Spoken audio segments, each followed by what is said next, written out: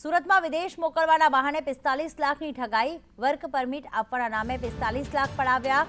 ઠગ ટોળકીએ 3 લોકો પાસે 45 લાખ પડાવ્યા। અડાજણમાં લેભાગુ મહિલા એજન્ટે ખોલી હતી ઓફિસ।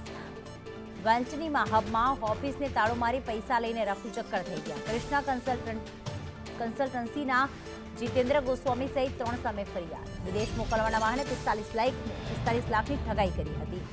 અડાજણના વેલેન્ટીના હબમાં લેભાગુ મહિલા એજન્ટે ઓફિસ ખોલી હતી। રૂપિયા લઈને ઓફિસને તાળું મારી છુમંતર થઈ ગયા।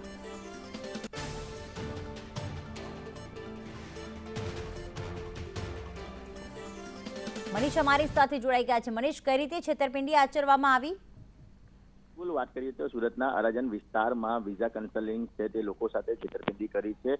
યુકે અમેરિકાના વિઝા અને વર્ક પરમિટ આપવા નામે ઓફિસ ખોલી હતી। ત્યારબાદ જે લોકોએ છે તેને સંપર્ક કર્યો હતો અને અલગ અલગ રૂપિયા ભરાવ્યા હતા। ત્યારબાદ કોઈ પણ પ્રકારના વિઝા અને વર્ક પરમિટ નહીં આપી અને જે ઓફિસને તારું મારી ફરાર થઈ ગયા હતા। સમગ્ર મામલે જે ફરિયાદીએ છે તે અમરોલી પોલીસ મથકમાં ફરિયાદ આપી હતી। તેના આધારે 3 લોકો વિરુદ્ધમાં 45 લાખ રૂપિયાની છેતરપિંડી કરવા બદલ ફરિયાદ નોંધીને હવે આરોપીની શોધખોળ હાથ ધરી છે।